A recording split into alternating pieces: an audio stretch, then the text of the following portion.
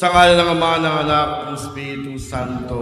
Amen. Ang pagpapala ng ating Panginoong Jesucristo, ang pag-ibig ng Diyos Ama, at ang pakipagkaisa ng Espiritu Santo nawa ay sumainyong lahat. At sumainyo rin. Mga kapatid, tayo ngayon ay nasa ikalawang linggo ng Adbyento na may temang pag-asa. Ngayon ay sisindihan natin ang ikalawang kandila na kulay lila para sa ikalawang linggo ng Adbyento.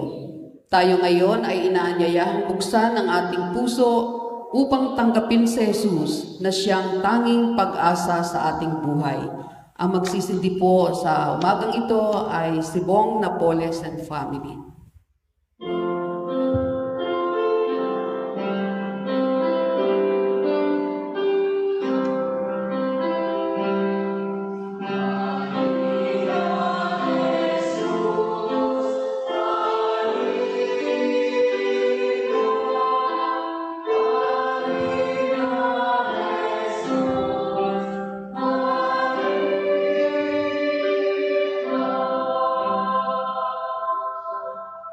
Tanglawan nawa tayo ng liwanag ni Kristo habang tinatanggap natin ang pag-asang ibinibigay niya sa ating buhay ngayon at magpasawalang hanggan. Amen. Kapatid, upang tayo maging marapat gumanak sa banal na pagdiriwang, aminin natin ngayon ang ating mga pagkakasala. Inaamin ko Sa makapangyarihang Diyos at sa inyong mga kapatid, na lubha akong nagkasala sa isip, sa salita, sa gawa, at sa aking pagkukulang. Kaya isinasampo sa mahal na Birheng Maria, sa lahat ng mga anghel at mga banal, at sa inyo, mga kapatid, na ako'y panalangin sa Panginoong ating Diyos. Kaawaan nawa tayo ng makapangyarihang Diyos. Patawarin tayo sa ating mga kasalanan at patnubayan tayo sa buhay na walang hanggan. Amen.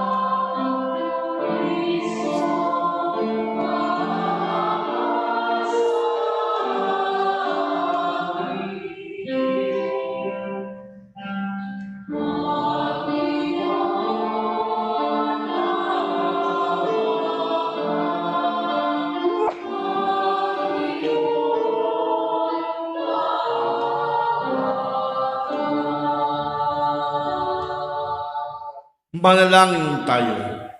Ama namin makapangyarihan, mawain sa iyong pagsalubong sa iyong anak. Huwag mong ipaintulot na maging hadlang ang iyong mga pinagkakabalahan. Turuan nawa kami ng kanyang karunungan upang kami kanyang makapiling kasama ng Espiritu Santo, magpa sa walang hanggan. Amen.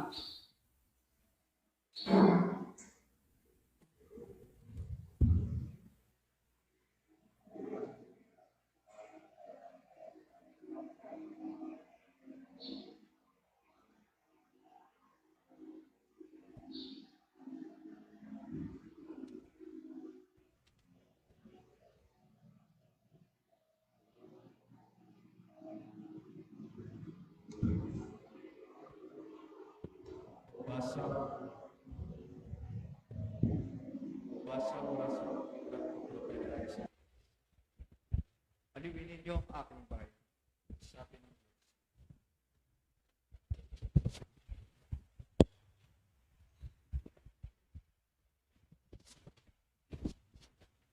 Pagbasa mula sa aklat ni Propeta Isaías. Aliwinin niyo ang aking bayan, sabi ng Diyos. Aliwinin niyo sila. Inyong ibalita sa bayang Jerusalem na hinango ko na sila sa pagkaalipin, pagkat nagbayad na sila ng ibayo sa pagkakasalang ginawa sa akin. May tinig na sumisigaw, ipaghanda ang Panginoon ng daan sa ilang, isang patag at patuwid na lansangan para sa ating Diyos. Tambakan ang mga lambak, patagin ang mga burol at pundok, at pantayin ang mga baku-bakong daan. Mahahayag ang kaningningan ng Panginoon at makikita ng lahat. Siya mismo ang nagsabi nito. At ikaw, O Jerusalem, mabuting balita ay iyong ihayag. Ikaw, Sion, umakyat ka sa tuktok ng bundok. Ikaw ay sumigaw, huwag kang masisindak. Sabihin sa Huda, tarito ang iyong Diyos. Dumarating ang Panginoong makapangyarihan, taglay ang gantimpala sa mga hinirang. At tulad ng pastol, yaong kawan niya ay kakalingain sa sariling bisig. Yaong mga tupay kanyang titipunin, sa kanyang kandungan ay pagyayamanin, at papatnubayan ang tupang may supling. Ang salita ng Diyos. Atin pong tugon, pag-ibig mo ay ipakita, iligtas kami sa dusa. Pag-ibig mo'y ipakita, iligtas kami sa dusa. Aking naririnig magmula sa poon ang sinasalita. Sinasabi niyang ang mga lingkod niya ay magiging payapa, kumangagsisisi at di nababalik sa gawang masama. Ang nagpaparangal sa pangalan niya ay kanyang ililigtas. Sa ating lupain ay mananatili ang kanyang paglingap. Pag-ibig mo'y ipakita, iligtas kami sa dusa. Ang pagtatapatan at pag-iibig ay magdadaop palad. Ang kapayapaan at ang katwiray magsasamang ganap. Sa balat ng lupay pawang magahari yaong pagtatapat, at ang katarungan na may magahari mula sa itaas. Pag-ibig mo'y ipakita, iligtas kami sa dusa.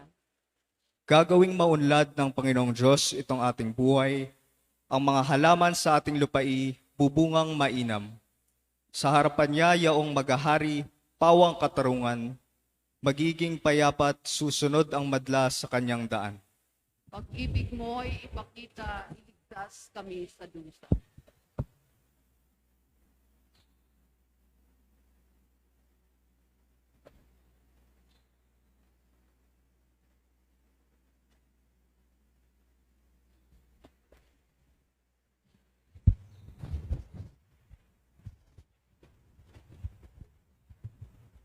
Pagbasa mula sa ikalawang sulat ni Apostol San Pedro.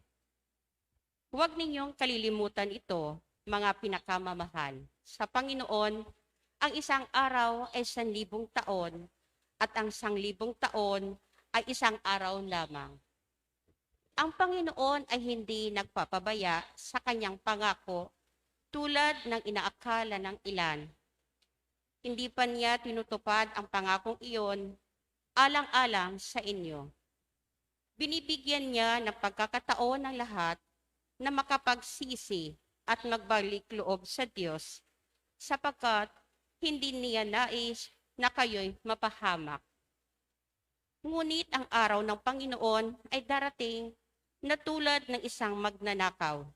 Sa araw na yaon, ang kalangitan ay biglang mapaparam na may makapangingilabot na ugong. Matutupok ang araw, buwan at mga bituin, at ang lahat sa lupa ay malalantad. Yamang ganito ang maging wakas ng lahat ng bagay, italaga ninyo sa Kanya ang inyong sarili at mamuhay ng ayon sa Kanyang kalooban, samantalang hinihintay ninyo ang araw ng Diyos. Magsikap kayong mabuti upang madali ang pagdating ng araw na iyon, araw ng pagkatupok ng kalangitan at pagkatunaw sa matinding init na mga bagay na naroroon. Ngunit ayon sa pangako ng Diyos, naghihintay tayo ng mga bagong langit at ng bagong lupa na pinaghaharian ng katarungan. Kaya nga, mga minamahal, samantalang kayo'y naghihintay, sikapin ninyong mamuhay na payapa, walang dungis at kapintasan. Ang salita ng Diyos. Salamat sa Diyos.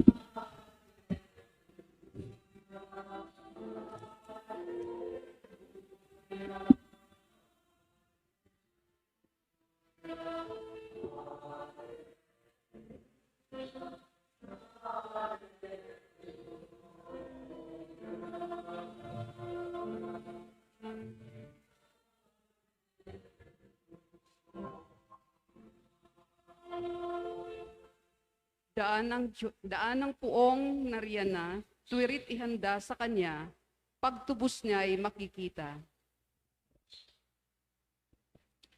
Sumainyo ang Panginoon. At sumain niyo rin. Ang mabuting balita ng Panginoon ayon kay San Marcos. Papuri sa iyo. Ito ang mabuting balita tungkol kay Jesucristo na anak ng Diyos. Nagsimula ito nang matupad ang hula ni Propeta Isaías, na ito ang sugo na aking ipapadalang mauuna sa iyo. Ihanda niya ang iyong daraanan. Ito ang sabi ng isang sumisigaw sa ilang. Ihanda niyo ang daraanan ng Panginoon. Tuwirin ninyo ang kanyang mga landas. At dumating nga sa ilang si Juan, nagpabinyag at ang aral. Sinabi niya sa mga tao, pagsisihan niyo talikdan ang inyong mga kasalanan at pabinyag kayo upang kayo patawari ng Diyos. Halos lahat ng taga-Judea at taga-Jerusalem ay pumunta kay Juan upang makinig. Ipinahayag nila ang kalamang kasalanan at sila'y binigyan niya sa ilog Jordan. Hinabing balahibo ng kamelyo ang damit ni Juan at ang balat ang kanyang pamigkis. Ang kanya namang pagkaibalang at pulot-pukyutan. Lagi niyang sinasabi sa kanyang pangangaral, darating na kasunod ko ang isang makapangyarihang kaysa sa akin, ni hindi ako karapat-dapat magkalag ng tali ng kanyang mga panyapak. Binibinyagan kayo sa tubig, ngunit bibinyagan niya kayo sa Espiritu Santo. Ang mabuting balita ng Panginoon. Pinupuri ka namin, Panginoong Jesucristo. Magandang umaga po sa inyong lahat. Magandang umaga rin po. Mga kapatid, tayo ngayon ay nasa ikalawang linggo ng Adbyento. Tulad ng sabi ko noong isang linggo, ang Adbyento, ibig sabihin ay... Ano ibig sabihin ng Adbyento? Pagdating. Sino ang darating? Si Jesus. At dalawang pagdating ang pinag-uusapan natin, kung saan ating ginugilita at pinagdiriwang ang kanyang unang pagdating. Kailan ba dumating unang pagdating ni Jesus? So recitation tayo ngayon, di ba? Review of the past lesson. Okay. Kailan ang unang pagdating ni Jesus? Ano ba ating ipagdiriwang sa December 25? Pagsilang. Ha? Yan. Ang unang pagdating na tinutukoy dito ay ang kanyang pagsilang ng 5 taon na ang nagdaan. At gayon din, ating ding inaasang pinaghahandaan, tinatanaw ang kanyang muling pagdating. Kailan po muling darating si Jesus? Si Kristo'y namatay, si Kristo'y nabuhay, siya ay babalik kailan? Sa wakas ng panahon. Sa wakas ng panahon. Okay. Yan ang Adbyento. Sinasabi sa atin ng mga pagbasa na una, tiyak darating ang Panginoon. Kung kailan, walang nakakaalam. Ang mahalaga ang sinasabi sa atin ng mga pagbasa, ilang araw na nagdaan, pag may dumarating, anong dapat gawin? Maghanda. Yan ang mensahe, maghanda. Mga kapatid, sa ating ebanghelyo ngayon ay ipinakilala ang isinugo upang maghanda ng daraanan ng Panginoon. Sino po siya? Si Juan Bautista. Siya ay nauna upang ihanda ang daraanan ng Panginoon. Ipaghanda ang pagdating ni Jesus. Paano naghanda si Juan Bautista? Hindi lamang siya ang naghanda, kundi siya'y isinugo upang ihanda ang mga tao sa pagdating ng tagapagligtas ng Mesiyas, si Jesus. Paano niya ginawa ito? Siya'y sa ilang at siya'y nangaral at ipinahayag sa mga tao. Sabi niya, siya'y nagbinyag at nangaral, sinabi niya sa mga tao, pagsisihan niyo talikdan ang inyong mga kasalanan at pabinyag kayo upang kayo'y patawari ng Diyos. Tunay nga na mahigit tayong mga paghahanda kung tayo ay malaya sa kasalanan. Mga kapatid, hindi ba't may darating tayong bisita? Darating si ganito, isang sikat na tao. O kaya naman darating ang tatay nyo, kamag-anak nyo mula sa abroad. Anong gagawin nyo? Di ba? Pag may bisita kayong darating, anong gagawin yung paghahanda? Lilinisan ang bahay, tatanggalin ng agiw, papalta ng sobre kama, tanggalin yung mga basura. Yung isang kwartong ginawa nyo ng bodega, tatanggalin na ang mga nakatambak upang merong lugar ang inyong bisita ang darating. Upang maparamdam sa kanyang siya'y welcome. Kaya nga, gayon din sa pagdating ni Jesus, bibigyan natin siya ng puwang sa buhay natin. Ipaghahanda natin siya ng lugar sa puso't buhay natin. Kaya nga, paano may paghahanda? Lilinisin. Hindi ang kwarto, hindi ang salas, kundi ang ating budhi, ang ating puso, ang ating buhay mula sa kasalanan. Na alam nating hindi nagtutugma sa pagdating ni Jesus. Kaya nga, ang Adbyento ay kulay lila, kulay violeta. Tanda ng pagsisisi ng pagbabalik loob. Ang panawagan ni Juan Bautista noon ay panawagan pa rin sa atin ngayon. Ganyan tayo maghahanda. Huwag lamang nagyan ng Christmas decor ang bahay. Huwag lamang maghanda ng bagong damit. Huwag lamang maghanda ng mga regalo. Kundi ang hinahanap sa atin ay spiritual preparation ngayong Pasko.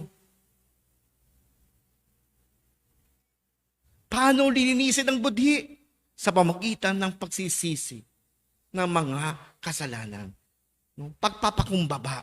Doon lamang makakatuloy si Jesus sa buhay natin kung aalisin natin ang mga sagabal.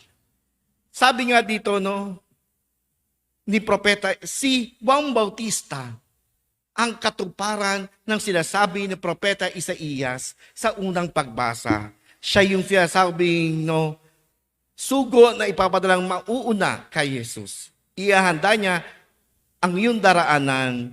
Ito ang sabi ng isang sumisigaw sa ilang. Pag sinabi nating ilang, ano ba ilang? Desert, nothingness, barrenness, barren, wala. Iniisip ko nga, paanong pagsisigaw sa ilang? Wala namang tao. May makikinig ba sa iyo? Tunay nga na iyan ang role ni Juan Bautista. Sumigaw sa ilang. Yung bang kahit mayroong tao pero wala namang nakikinig, may para ka nang sumisigaw sa ilang. Di ba? Kahit ang mga anak nyo, maghapon yun ang pagsabihan, pero sabihin nyo maglinis ka ng bahay, dikpitin mo ang iyong pinagigaan, maghugas ka, pero parang walang naririnig. May para ka sumisigaw sa ilang.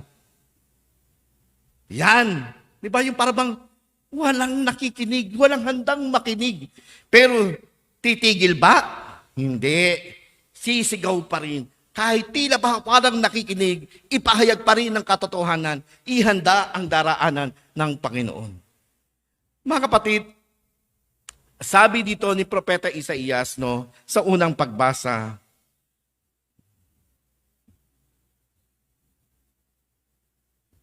ipaghanda ang Panginoon ang daan sa ilang, isang patag at matuwid na lansangan para sa ating Diyos.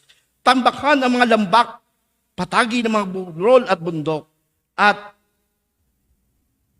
pantayin ang mga baku-bakung daan. Ano bang isabihin lambak?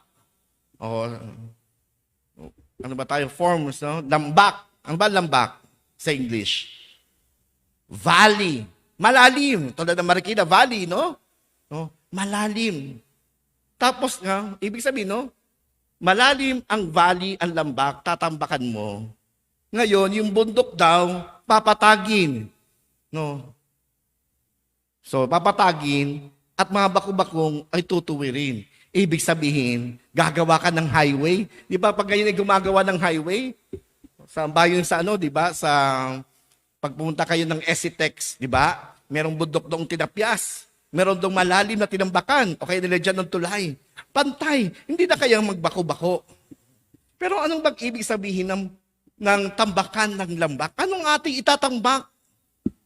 Tambakan natin ang buhay natin. Tambakan natin ang daraanan natin ng pagmamahal, ng pagmamalasakit sa kapwa. Gayon din ng pag-asa, ng pagtitiwala at pananalig sa Panginoon. Dadagdagan, pupunuin ang buhay natin ng ito. Pag-asa, pagmamahal, pagmamalasakit, pagpapatawad. Yan ang kulang eh. Kaya nga pupunuan. Ngayon, anong ibig sabihin naman ng papatagin ang bundok? Ibig sabihin mataas, sagabal. Ano bang sagabal? Upang makadaan, hindi lubusang makadaan si Jesus. Patagin ang ating mga kayabangan. Patagin ang ating mga pagmamataas. Patagin ang ating pagkamakasarili. Patagin ang ating pagkakanya-kanya. Patagin ang ating mga kahalayan. Patagin ang galit, tatanggalin. So may dadagdag, mayroong babawasin. Kaya ngayong Adbyento, kailangan tayo magdagdag bawas. Dadagdagan ang mabuti, babawasan ang masama. Ngayon din sabi nga patagin ang mga bakong-bakong daan. Ano bang bakong-bakong daan na ito? Tatanggalin natin yung masama natin ugali. Yan ang mga bakong-bakong daan. Aalisin, no? Papatagi, iko-correct. Iwawasto ang mamali nating pag-uugali. Iwawasto ang mamali nating mga habits. Iwawasto natin, no? Ang mga nakasanay nating mali upang lubusang makadaan ang Panginoon sa buhay natin. Upang makatuloy siya, upang makarating siya. Walang sagabal, walang lambak na bababain pa, wala nang bundok na aakyatin pa, wala nang lubak-lubak. Banayad ang pagdating ng Panginoon. Pero kailangan may babawasin, merong dadagdagan, merong iwawasto. Mga kapatid, si Juan Bautista ang tagapaganda ng Panginoon. Napakahalagang role ni Juan Bautista. Kaya nga, sa kanyang kahalagahan, ilang tao lamang, sabihin natin, ang ginugrita ang birthday. Una, syempre, si Jesus, ang ating tagapagligtas, December 25. Si Maria, hindi lamang ang kanyang pagsilang ang ating ginugitan, pinagdiriwang, kundi ang kanyang paglilihi. No, sa December 8, ang Immaculate Conception, ang paglilihi kay Maria ni Santa Ana, nakalisnisan. Dahil meron siyang natanging gampanin. Si Juan Bautista, hindi lamang kamatayan ang ating pinagdiriwang, kundi ang kanyang birthday tuwing June 24. Bakit? Kasi mahalaga ang kanyang gampanin. Di ba? Yung bang dinasas tiyan pa lang siya ng kanyang ina, ay nagagalaw siya sa galak noong dumalaw si Maria, bit-bit si Jesus. Ngayon, dahil napakahalagang ganyang gampanin, maari si Juan Bautista. Beko ako si Juan Bautista, ang dami ko ng followers. Madami nang magtagal nang nagiintay sa barating na Mesiyas. At marami ay pinagkakamalang siya ang Mesiyas. Kaya nga, ikaw ba ang Mesiyas? Beko ako si Juan Bautista. Sige na nga, ako na nga. Di ba? Sikat na siya. Pero maliwanag kay Juan Bautista kung sino siya. Hindi siya ang bida. Psychic lamang siya.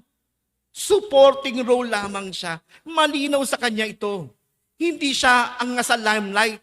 Siya ang spotlight. Siya ang magtuturo. Siya ang magbigay ningning. Magtatampok kay Jesus. Kaya nga siya'y nagpapakumbaba ni hindi ako karapat darating ang kasunod ko na isang makapangyarihan kaysa sa akin. Di ba? Ang tao malimit. Oh, ako ang makapangyarihan. Ako ang magaling. Ako ang sikat. Pero hindi ito nakapokus sa kanya.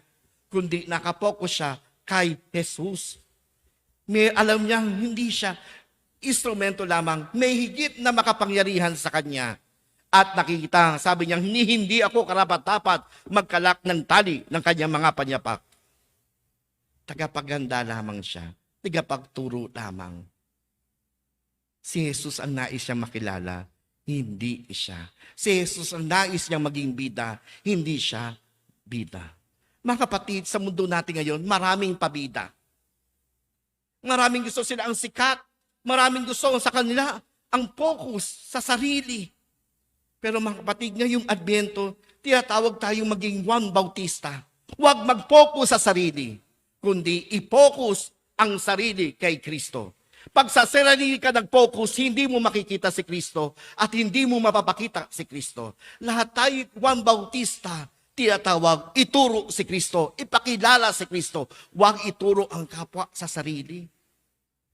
Lagi, no? Patungo kay Kristo, ipapakilala kay Kristo. Ang bawat isa sa atin, Juan Bautista, tinig na sumasigaw sa ilang. Tayo'y tinatawag magpahayag ng katotohanan. Ipakilala si Jesus. Ihanda ang kapwa, ihanda ang sarili sa pagdating ni Jesus sa ating buhay. Kaya hindi lamang basta darating si Jesus, kailangan tayong dumating. Mayroong gawin. Mayroong gawin tayong ihanda. Pero huwag sarili lamang ihanda, pati ang kapwa ay ihanda. At gayon din, ang lahat ay magpo-focus kay Jesus. Tayo ipahig natin ang pananampalataya. Sumasampalataya ako.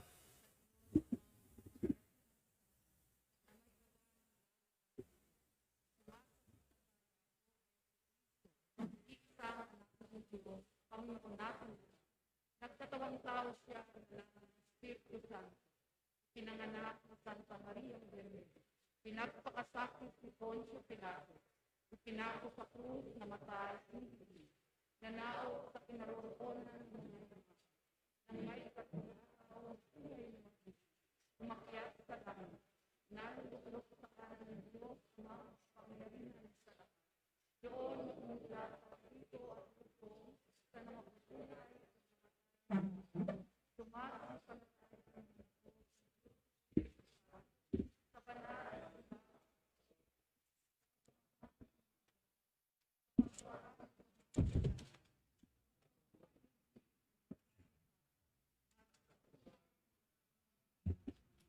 Panalangin ng bayan, dumalangin tayo sa Ama upang matularan natin si Juan Bautista na naghahanda at nagtataguyod ang daan ng Panginoon. Buong tiwala tayong manalangin. Panginoon, tingin mo ang aming panalangin.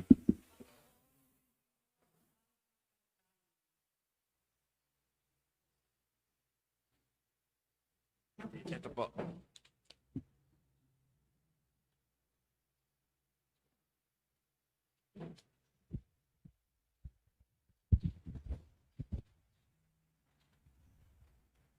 Katulad ni Juan Bautistang umakay sa mga tao para makilala si Jesus, naway maituro ng simbahan na si Jesucristo ang tanging tagapagligtas at Panginoon nating kasaysayan. Manalangin tayo.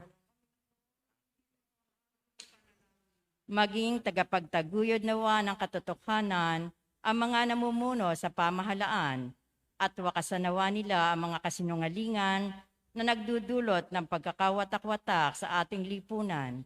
Manalangin tayo. Tanggapin nawa ang bawat komunidad ang may mga kapansanan at makasalanan at tulungan silang magkaroon ng makabuluhang pamumuhay at makabangon muli mula sa kanilang paghihirap.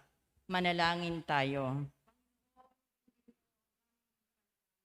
Para sa mga nagtatalaga ng kanilang sarili sa buhay religyoso, naway ihanda nila ang daraanan ng Panginoon sa pamagitan ng tapat na paglilingkod sa kanilang kapwa.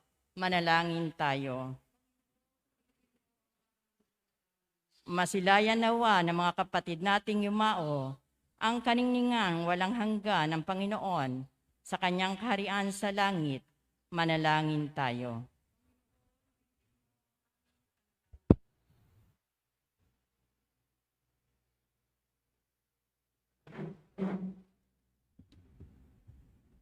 Sa sandaling katahimikan ay idulog natin sa Diyos ang ating mga kailangan, gayon din ang pangangailangan ng ating kapwa. Ating ding isama sa ating mga padalangan at atensyon sa misang ito ang pasalamat ng La Cruz family, Imarabel Kirafu and family, Ruby Ann Kirafu, Aida Aquino, Roberto Cañales and family, Malu Garcia and family, Star Pimentel and family, Henfidar, Norm Reyes and family, Galang family, Gonzalez family, Otadis family, Grace Amandan and family, Napoles family, Alicia Arreglado and family. Gayun din ay ating patuloy na palalangin ang Albigan family na patuloy nagbibigay sa atin ng bulaklak linggo-linggo. Gayun din ay ating ding ipalalangin ang mga nagdiriwang kalarawan na sina Aida Aquino, si Dr. Mila Guerrero, si Angelo and Lorna Martires, Ardel Jan Reyes, Renelida Ancheta, at hindi dalangin ang mga pari sa ating diocese na nagdiriwang ng kalangan 8 taon sa pagkapari na si Father Glenn de la Peña, Father Joseph Mayola, Father Mark Anthony Reyes, Father Ryan Serafin Sasis, Father Eric Orculio. Gayun din ay ating din ipanalangin ang kahilingan ni Honorato Gonzales at ni Jose Paulo Gonzales. Idalangin din natin ang kagalingan ni Justin Cortez. At hindi patuloy na ipanalangin ang kapayapaan ng kaluluwa ni Angela, Dominador, Nathaniel, Roger, Juan, Danilo, Julian, Salvacion, Raulito, Rufina, Belen, Isabel, Teresita, Adelaida, Avelina, David, Bernadette, Liberato, Florante, Melencio, Delfina, Benito, Agapito, and Amelia.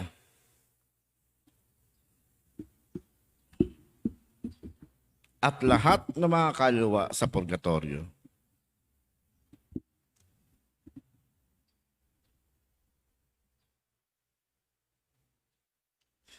Ama, ikaw ang aming kaligtasan, patalagin mo kami sa iyong mga paglilingkod sa iyong anak at sa aming kapwa. Siyang naghahari kasama ng Espiritu Santo magpasawalang hanggan.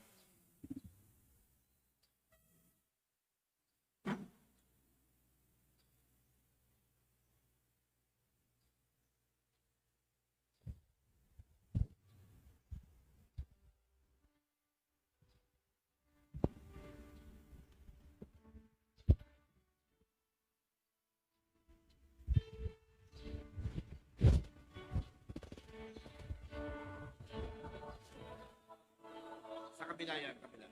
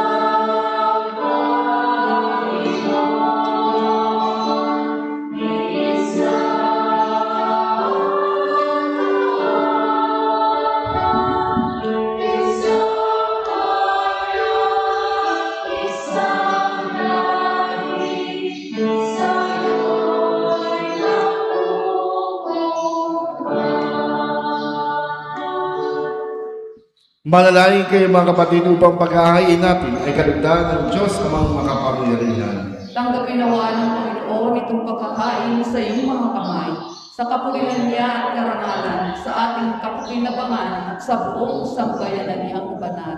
Ama naming lumikha, kalugdang ayong palangin at alay sa anumang kakulungan sa iyong mga abang makayanan. O yung pag-ibig mo ang magbigay kukunan sa Panginoon sa Kristo kasama ng Espiritu Santo magpa sa walang hanggan. Amen. Sumainyo ang Panginoon. At sumainyo. Itaas sa Diyos ang iyong puso at diwa. Tinaas na namin sa Panginoon. Pasalamatan natin ang Panginoong ating Diyos. Marapat na siya ay pasalamatan. Ama naming makapangyarihan, tunay niyang marapat kay aming pasalamatan sa pamamagitan ng Espiritu na aming Panginoon. Siya'y sinubok mo upang matapat ang iyong magandang balak para sa lahat. Hindi niya itinaliyang mamuhay ng mahirap upang makapasamahan niya kami matapat. Siya'y naging dilay para sa amin upang mitapat na kami sa iyong piling. Sa kanyang lantarang muling pagdating, ang pakikisama niya puspusa mong niningning at ang pangako niyang kapalang-palabit ay naasahan niyang lubos na makakabit. Kaya kaysa namang Heros si awit ng papuri sa iyo na walang humpay sa kalangitan, kami nagbubunyi sa iyong kadakilaan.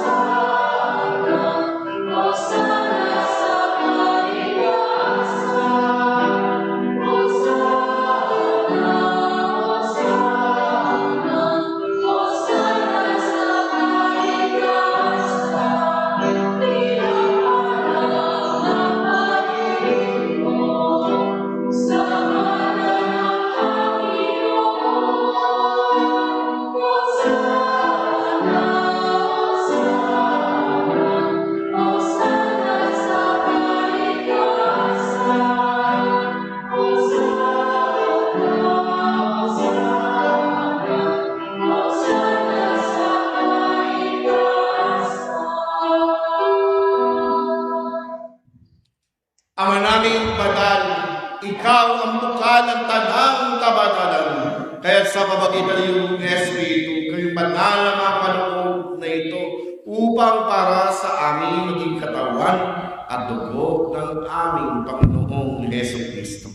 Bago niya pinitiis ang pusang loob maging handog, ginawa kanyang tinapay, pinasalamatan kanya, pinaghati-hati, iniabot sa kanyang malagad at sinabi, tanggapin lahat ito at kanin. Ito ang aking katawan na ihahandog para sa iyo.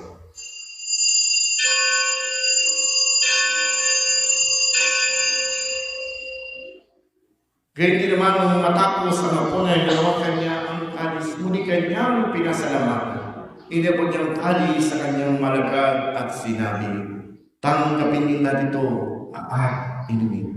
Itong kalis ng aking dugo, ang bako at ng karutipan. Ang aking dugo ibubuhos para sa inyo at para sa lahat, sa inyong patawad ng mga kasalanan. Gawin ito sa pag-aalala sa akin.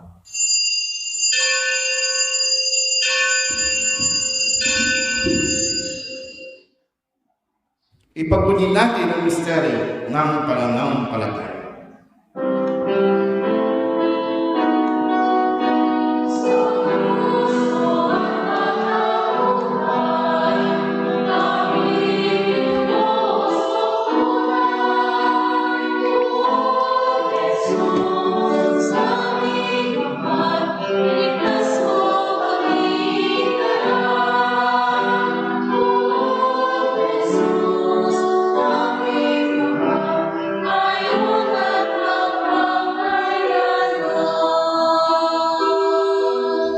Ang mga ginagawa namin ngayon ang pag-aalala sa pagkamatay at pagkabuhay ng anak. Kinalaalay namin sa iyong tinapay na bibigay buhay at ang kalis na kakalog ng kaligtasan. Kami nagpapasalamat dahil kami iyong minarapan tumayo sa harap mo para maglingkod sa iyo. Isinasamo namin kami kasalo-salo sa katawan ng dugo ni Kristo ay mabuklod sa pagkakaisa sa pamagitan ng Espiritu Santo. Ama, linapin mo yung simbahang laganap sa buong daigdig. Pususin mo kami sa pag-ibig. Kaysa ni Francisco, na aming Santo Papa, ni Reynaldo, na ang obispo ng Tanang Kaparian. Alalahanin mo rin ang mga kapatid namin na hinday na may pag-asang sa iyo muling mabubuhay na hindi ng lahat ng mga pumanaw. Kaawaan mo sila at patuloyin sa iyong kaliwanagan. Kaawaan mo pagdapat kami lahat ng makasal sa iyong buhay na walang wakas. Kaysa na mahal na Biring Maria, Ina ng Diyos, na makabiyak ng kanyang pusong sa Dose. Kaysa na mga apostol at lahat ng mga banal na namuhay sa daigdig ng kalulugod sa iyo. May pagtiwang nawa namin ang pagpupuri sa kararangan mo sa pamagitan na aming Panginoong Jesucristo. Sa pamamagitan ni Kristo, kasama niya at sa Kanya, ang lahat ng parangal papagay sa iyo, Diyos ang mga makapangyarihan, kasama ng Espiritu Santo, magpa sa walang hanggan.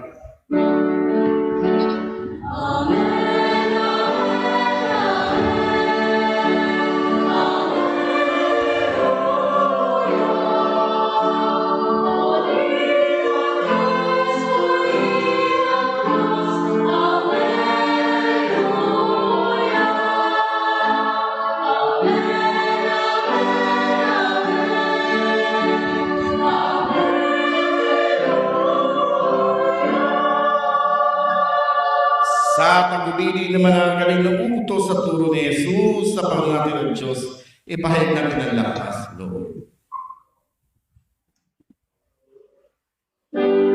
Kapayapaan araw-araw, iligtas sa kasalanan at liyo sa lahat ng kapahamakan, samantalang aming pinananggang ng lakil araw ng pagkapahayag ng tagapagligtas namin si Jesu Kristo.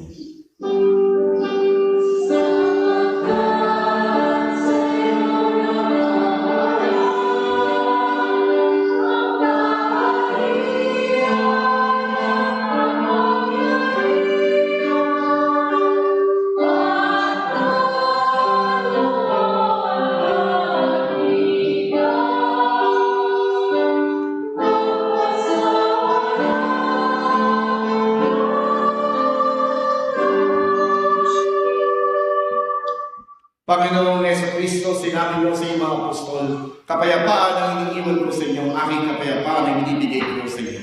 Tunghayan mo ang aming pananampalataya at huwag ang aming pagkakasala. Pagkalooban mo kami ng kapayapaan at pagkakaisa ayon sa iyong kalooban.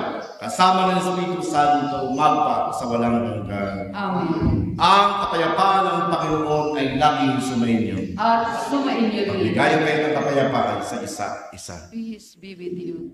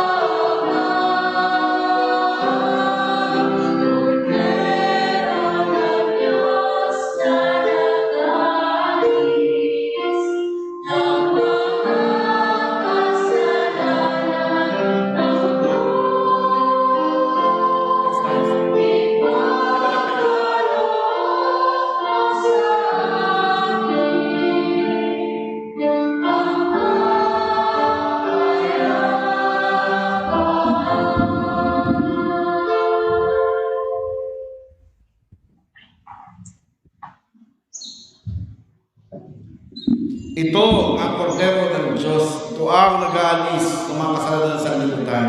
Mapalad ang may naaayaman sa kanyang bigay. Panginoon, hindi ako karapat-dapat na magpatuloy sa iyo, ngunit sa isang salita lamang ay gagaling na.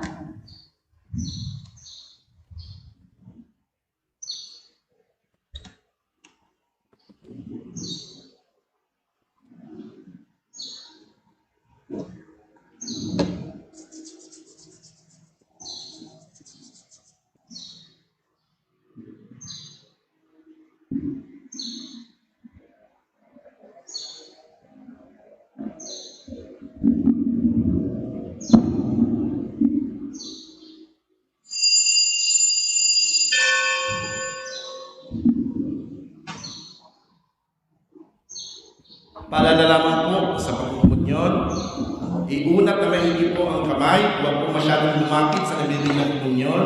Ang kanang kamay ay nasa ilalim, no, ang sasawag ng ganyan ho, o yung ganito, ganyan po, no. Tapos po, yung dito lamang po nakaupo sa upo ito, ang pipila dito po. Yung nakaupo po dito, ang pipila po rin papuntang harapan. Yung po nasa dalawang gilid, papunta po kayo sa dalawang gilid din po. Doon sa may commentator at doon sa may naglilista po ng pamisa.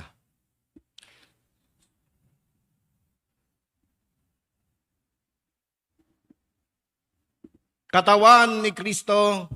Amen.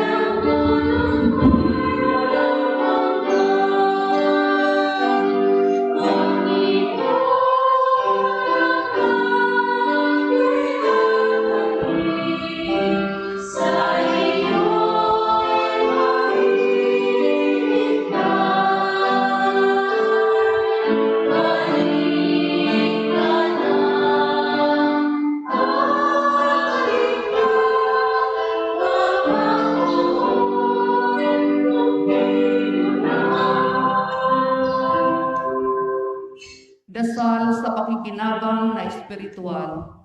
Panginoong Jesus, ako ay naniniwala na ikaw ay nasa kabanal-banalang sakramento.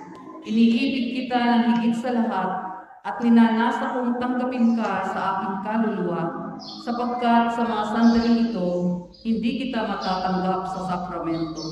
Tumuloy ka sa Espiritu sa aking puso.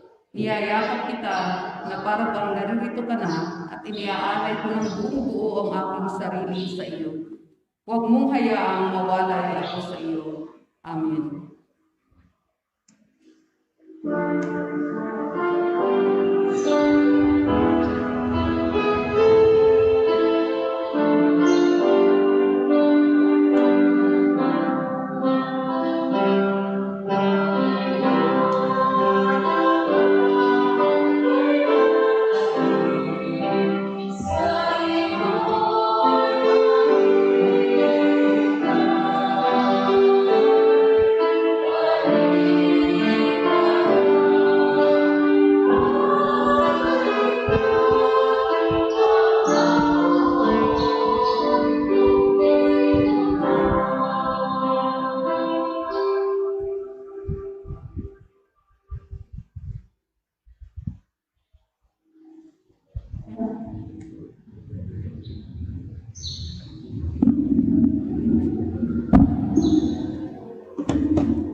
Manalangin tayo. Ama namin mapagmahal, kami pinapakadamo sa iyong banal na salusalo ay tulungan mo pinala sa layunin ng iyong manulikang bagay na dapat namin gamitin upang kami sumap sa iyong piling sa mga ni Yesu Cristo kasama ng Espiritu Santo magpa sa walang hanggan. Amen. Magsipo muna po ang lahat. Tawag Tawag sa kasal. tawag sa kasal, ipinababatid po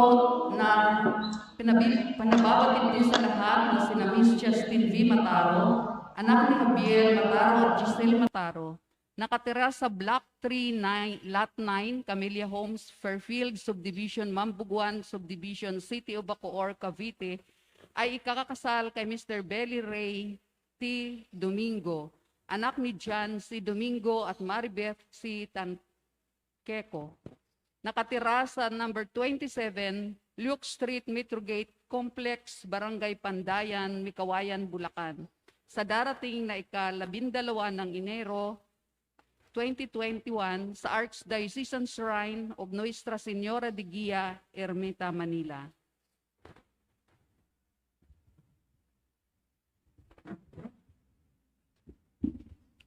Bukas po ay bisperas po ng dakilang kapistahan ng kalisinisang paglili kay Maria o Immaculate Conception.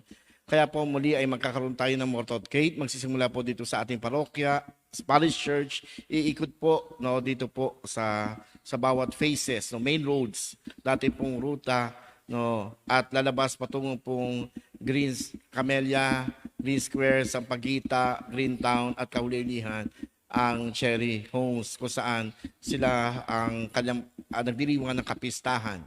Sa December 8, ito po ay Holiday of Obligation. So may tatlo po tayong Holiday of Obligation. Ano po iyon? January 1, Mary Mother of God. December 8, Solemnity of the Immaculate Conception of Blessed Virgin Mary. And December 25, the birth of our Lord Jesus Christ. Pag sinabi nating Holiday of Obligation ay katumbas ito po ay linggo. Ang hindi sumimba ng linggo, ang hindi sumimba ng Holiday of Obligation ay pagsuway sa ikatlong utos to keep holy the Sabbath day. Holy day is a Sabbath day for us.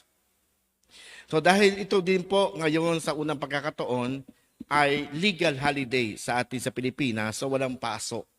So, magkakaroon po tayo ng misa katulad po ng schedule ng Sunday Mass. Alas 7 po sa atin, alas 8 sa Cherry Homes, 9:30 sa Camellia, ay 5 o'clock naman po sa Greentown. So, kayo po ay pakisabi na lang pong dumalo. Okay. Sino po, pwede mo tumayo po ang church workers dito po, mga nagsaserve bilang mga coordinator po ng bawat po. At po, coordinator, church workers. Ano ba ho? Hindi ko kayo church, ba't parang alanganin pa kayo tumayo?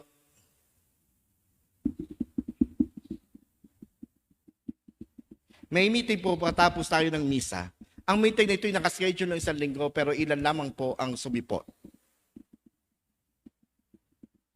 Sa kailangan po, kumpleto ngayon ang phase coordinator. Tandaan niyo po, mga maninimba, ang ating mga lingkod simbahan. Nakasalali po sa kanila kung may simbang gabi po tayo o wala. Pag hindi po dumalo ang mga lingkod simbahan sa meeting ito, cancel po ang simbang gabi sa taong ito. So iyan ay malaking yung pananagutan sa sambayanan.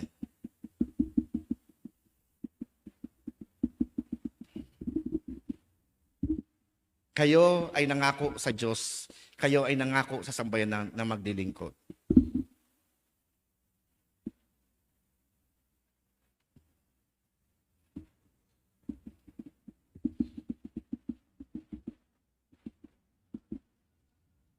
Kaya sa linggo na lang po natin i-announce ang schedule kung meron tayong simbang gabi o wala at anong oras ang ating simbang gabi.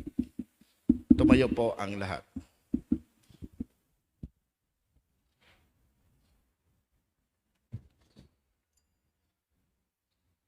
Sumainyo ang Panginoon. At sumain niyo rin. Ang pagpalain kayo lahat ng makapangyarihang Diyos, Ama, Anak, Espiritu Santo. Amen. Tapos ng misa, humayo tayo sa kapayapaan ni Kristo. Salamat sa Diyos.